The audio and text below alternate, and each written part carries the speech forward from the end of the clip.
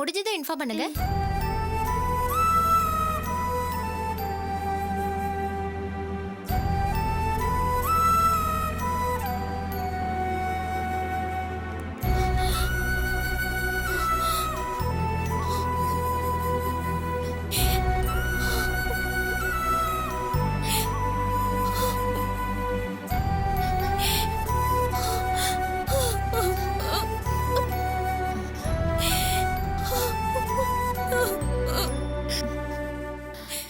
இப்ப அழுதி என்னடி ஆக போகுது?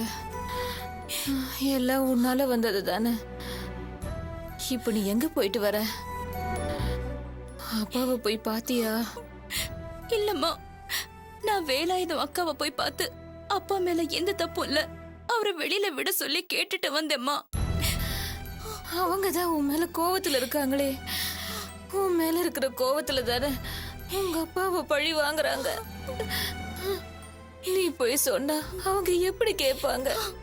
இல்லம்மா, அவங்க அப்பா விட தயாரா தான் இருக்காங்க.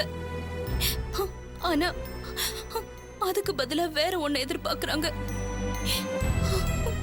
நான் கோர்ட்ல வேலாயுதம் என்கிட்ட லஞ்சமே கேட்கல, நான் தான் அவரை மாட்டி விட போய் சொன்னேன் அப்படின்னு சாட்சி சொல்றாங்கம்மா. அப்படி சொன்னா அடுத்த நிமிஷமே அப்பாவை வெளியில கொண்டு வந்துருவேன்னு சொல்றாங்க. அப்படியா? அப்ப நீ உடனே சரின்னு சொல்றது தானே? அது எப்படிமா சொல்ல முடியும்? நான் அப்படி சொன்னா தப்பு பண்ண வேலாயுதம் உடனே வெளியில வந்துருவான். இப்ப அதை விட உங்க அப்பா வெளியில வர்றதுதான் முக்கியம். இதுக்கு மேலயும் நீதி நியாயம்னு பேசிட்டு இருக்காத. ஒழுங்கு மரியாதையா அவங்க சொன்ன மாதிரி கோர்ட்ல போய் சொல்லிடு. அதான் நம்ம குடும்பத்துக்கு நல்லது.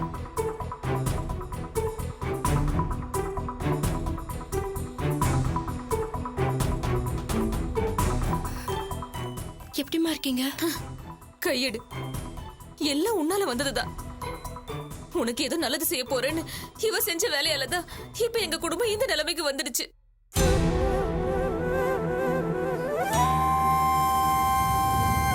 உன் பொண்ணு மேலேயும் துளசி மேலேயும் எந்த தப்பும் இல்லம்மா. பாவம் தீபா, அவ நியாயமா தான் நடந்திருக்கா. எங்களை மாதிரி அன்னாடம் காட்சிங்க நியாயத்தை பார்த்தா நடக்குமா? இப்ப ஒரு ஜெயில கொண்டு போய் வச்சிருக்காங்களே, எங்களை காப்பாத்துறதுக்கு யாரு வருவா? தீபா தான் சின்ன பொண்ணு, தப்பு பண்ணிட்டா. நீங்களும் அதை நியாயப்படுத்தி பேசுறீங்களே.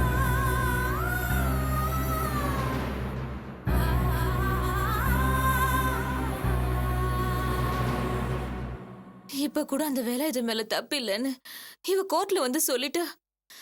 என் புருஷனை விட்டுறேன்னு வேலாயுத அக்கா சொல்றாங்களா? ஆனா இவ இன்னும் அதே பிடிவாதத்தோட இருக்கா. இவளை வச்சுக்கிட்டு நான் என்ன பண்றது? அப்பா வெளியில வரதை விட இவளுக்கு நீதி நியாயம் தான் பெருசா போச்சு. அவங்க நம்மள பழி வாங்கணும் தான் அப்படியெல்லாம் பண்றாங்க. அப்பா மேல எந்த தப்பும் இல்ல. நம்ம அப்பாவுக்கு செஞ்ச பாவத்துக்கு அவங்க கண்டிப்பா அனுபவிப்பாங்கம்மா. சீ, சும்மா வாய மூடுறி. அவங்க தப்பு பண்ணாங்க, அதுக்கு அவங்க அனுபவிப்பாங்கன்னு சொல்றியே. நாம என்ன தப்பு பண்ணோம்? நாம இந்த கஷ்டத்தை அனுபவிக்கணும். நம்ம வேலையை மட்டும் பார்த்துட்டு போனா நமக்கு ஏன் இந்த கஷ்டம் எல்லாம் வரப்போகுது? அப்பா ஆரம்பத்திலேயே உன்னை கண்டிச்சாரு. நீதான் யாரையோ காப்பாத்துறேன்னு சொல்லி திரும்ப திரும்ப தப்பு பண்ணிட்டு இருந்த. இப்ப என்னாச்சு பாத்தியா?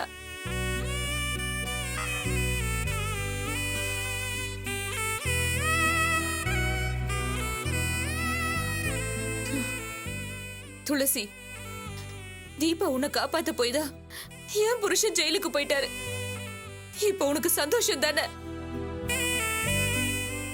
உனக்கு நல்லது நடந்தா போதும், மத்தவங்க எப்படி வேணா போகட்டும்னு நினைக்கிறியா? அவர் இல்லாம நான் இந்த 3 பொண்ணுங்களையும் வச்சு எப்படி காப்பாத்த போறேன்? அவர் இல்லாம நாங்க எப்படி வாழ முடியும்?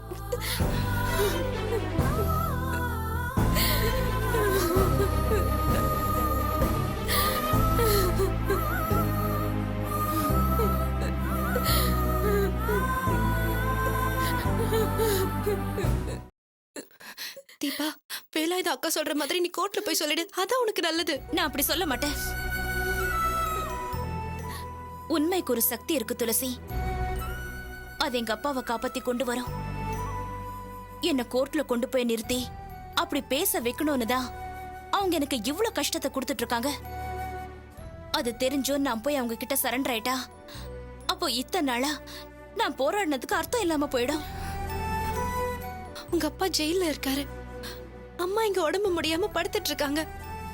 இந்த நேரத்துல நீ இப்படி பிடிவாதமா இருக்க கூடாது. உன் குடும்பத்தை இந்த நிலைமைக்கு ஆளாக்கிதான் எனக்கு ஒரு நல்லது நடக்கணும்னு நினைச்சா அது நல்லதே இல்ல. உன் குடும்பத்துல நானும் ஒருத்தியா தானே பழகுறேன். என்னால உங்களுக்கு இப்படி ஒரு நிலைமை வந்துடக்கூடாது தீபா. நீ அவங்க சொன்ன மாதிரி கோர்ட்ல போய் சொல்லி உங்க அப்பாவை வெளியே கொண்டு வர வழியை பாரு.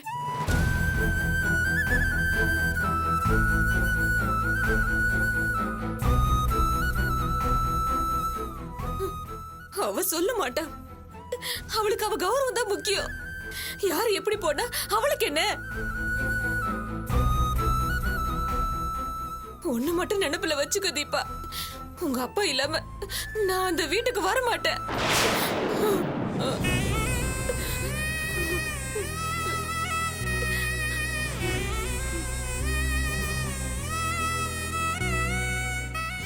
தீபா, அவங்க சொல்ற மாதிரி நீ கோர்ட்ல போய் சொல்ற வழியை பாரு. ஒரு விஷயத்த நல்லா புரிஞ்சுக்கோ. அவங்க கிட்ட பணம் இருக்கு, செல்வாக்கு இருக்கு. அதை வச்சு வேலை அதை எப்படியாவது வெளியே வந்துருவாரு. அப்புறம் உனக்கும் அவங்களுக்கும் நிரந்தரமா பகையாயிடும். அதை விட நீயே போய் சொல்லிடுறது நல்லது தீபா.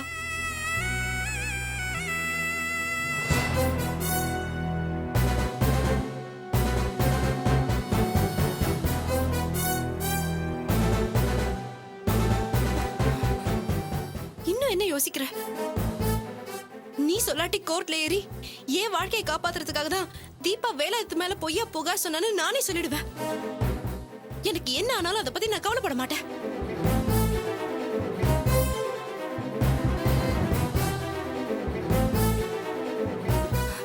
முதல்ல உங்க அப்பா வெளியே வரணும், அதுதான் இப்ப முக்கியம். எனக்காக போராடினதெல்லாம் போதும். இது வரைக்கும் நீ எனக்காக எத்தனையோ நல்லது பண்ணியிருக்க, உதவியும் பண்ணியிருக்க. அவங்க சொன்ன மாதிரி கோர்ட்ல சொல்லி உங்க அப்பாவை வெளியில கொண்டு வர வழியை பாரு. அப்படி செஞ்சனா இது வரைக்கும் நீ எனக்கு செஞ்ச உதவியிலே இதுதான் பெரிய உதவியா இருக்கும்.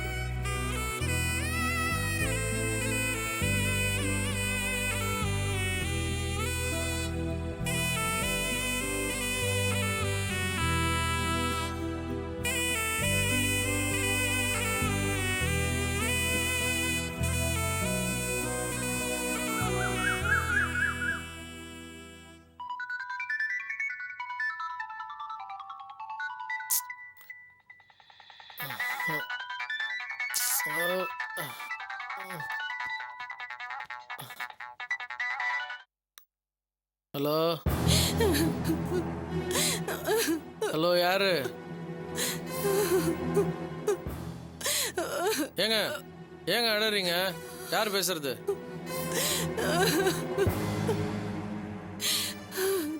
தமிழரசு சார், நான் முருகேசன் பொண்டாட்டி பேசுறேன் சார். ஓ, நீங்களா? சொல்லுங்க, ஏன் அழறீங்க? என்னாச்சு? அது என் வாயில எப்படிங்க சொல்றது? ஏங்க, உங்க வேலை தாங்க சொல்ல முடியும். இனி எதுக்குன்னு வாடகைக்கு வாய் வாங்கினதா சொல்லுவீங்க? அழாதீங்க, சொல்லுங்க, என்ன விஷயம் காலங்கத்தால? தமிழரசு சார், என் புருஷனுக்கு திடீர்னு நெஞ்சு வலி வந்துருச்சு. என்னது? எனக்கு என்ன பண்றதுன்னே புரியல. எனக்கு ரொம்ப பயமா இருக்கு சார். அவசர உதவிக்கு யார கூப்பிடுறதுன்னு கூட தெரியல. நல்ல நேரத்துல நீங்க தான் எனக்கு கடவுள் மாதிரி ஞாபகத்துக்கு வந்தீங்க. அதான் உங்களுக்கு ஃபோன் பண்ணேன்.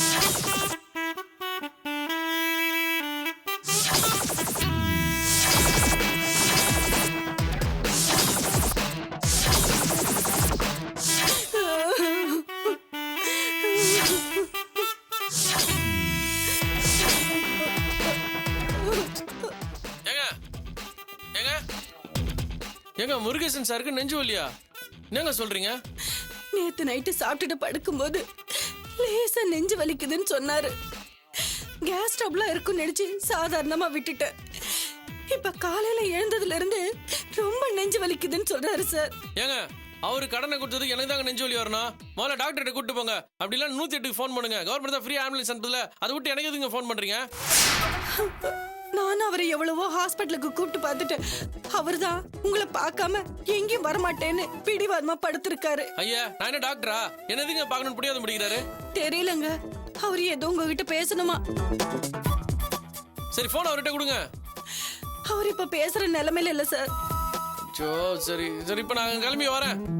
ஐயோ இன்னும் இம்சரா அது காலங்காத்தால.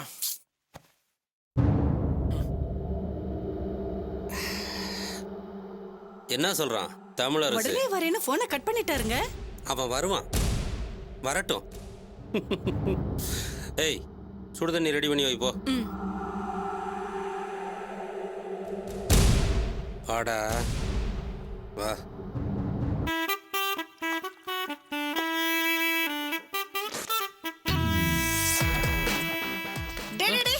இந்தடா காப்பி. ஐயோ அதெல்லாம் எனக்கு ஒண்ணு வேணாம்மா, நான் இப்ப அர்ஜென்ட்டா கிளம்பி நிக்கிறேன். டேய் என்னடா காலங்காத்தால எங்க போற? இன்னும் குளிக்க கூட இல்ல நீ? மா கடங்காரன் ஒருத்தனுக்கு நெஞ்சு வலியா, சும்மா இல்லம்மா 28 லட்சம் ரூபா இருக்கிறதுலே காஸ்ட்லி கடங்காரன் அவன் தான். சங்கூதிட்டான்னு வை, அப்புறம் 58 வயசு வரைக்கும் நான் தான் சம்பாரிச்சு செட்டில்மெண்ட் பண்ணி சேர்த்து கட்டிட்டு வரணும். வேலைக்காவது நான் வரேன். டேய் ஐயோ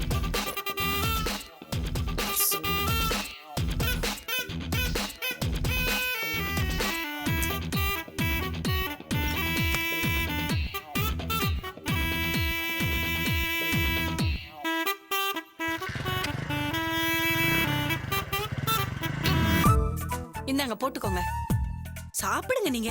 ஏய் போதும், இருங்க, எல்லாத்தையும் இந்த எனக்கே ஒண்ணு மட்டும் வச்சுட்டேனா வச்சுக்கோங்க. உனக்கு இருக்கா எல்லாம் இல்லையா? இருக்குங்க, நீங்க சாப்பிடுங்க.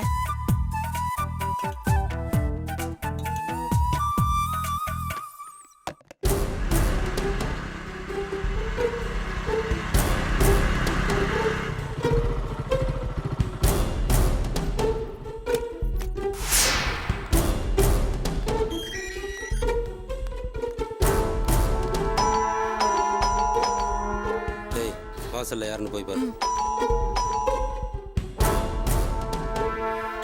என்னங்க தமிழரசு வந்துட்டாங்க. அதுக்குள்ளேயா வந்துட்டான்? ஆம்புலன்ஸை விட இவன் ஸ்பீடா இருக்கிறான். இரு கதவை திறந்துடாத, இதெல்லாம் எடுத்து உள்ள வை.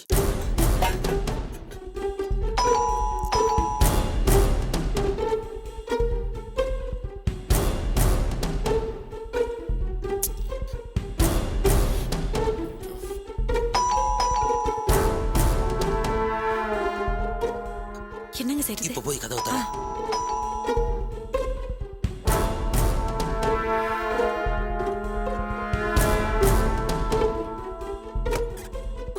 என்னங்க முருகேசன் சார் இப்ப எப்படி இருக்கு அவருக்கு? நெஞ்சு வலியோட தான் படுத்திருக்காரு. ஹாஸ்பிட்டலுக்கு வாங்கன்னா வரமாட்டேன்னு அடம் பிடிக்கிறாரு. நீங்களாவது வந்து சொல்லுங்க சரி சார். வாங்க வாங்க வாங்க. முருகேசன் சார் ஐயோ என்னங்க இப்படி வேர்த்து இருக்குது? ஏங்க இந்த மாதிரி வேர்த்தா ரொம்ப டேஞ்சருங்க. முதல்ல ஹாஸ்பிடல் அட்மிட் பண்ண வேண்டியதானே?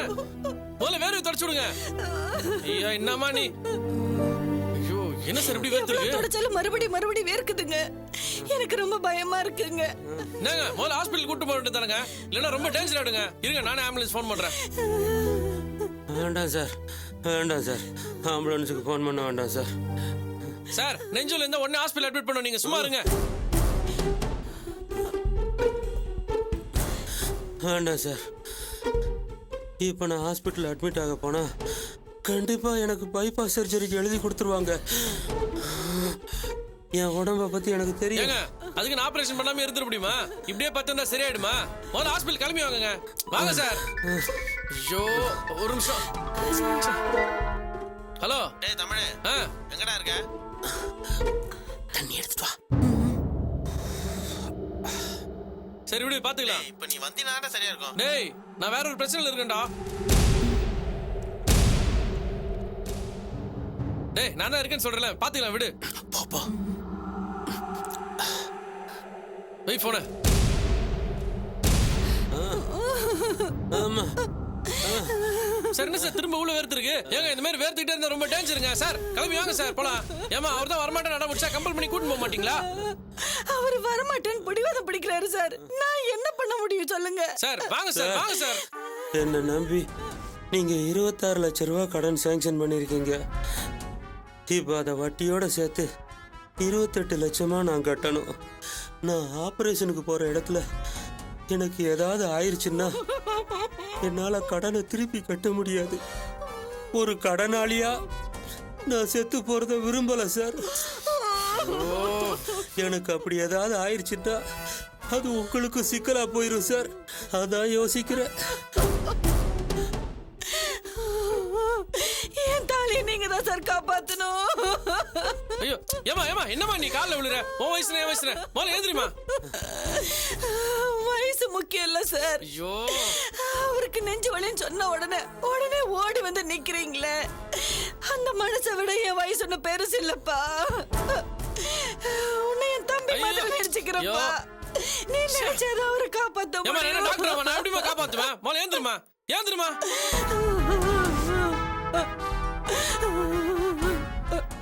உங்க கடனை கட்டாம ஹாஸ்பிட்டலுக்கு வரமாட்டேன்னு இவரு பிடிவாதமா இருக்காரு. வீட்டு பத்திரத்தை பார்க்காம இந்த வீட்டை வாங்க மாட்டேன்னு பார்ட்டியும் பிடிவாதமா இருக்காங்க. இப்படியே போனா என் மஞ்சள் குங்குமத்தை காப்பாத்த முடியாம போயிடுமோன்னு எனக்கு ரொம்ப பயமா இருக்குப்பா. நீங்க மனசை வச்சு ஒரு 5 நிமிஷம் வீட்டோட ஒரிஜினல் பத்திரத்தை கொடுத்தா எல்லா பிரச்சனைக்கும் ஒரு முடிவு வந்துடும். பொற்கொடி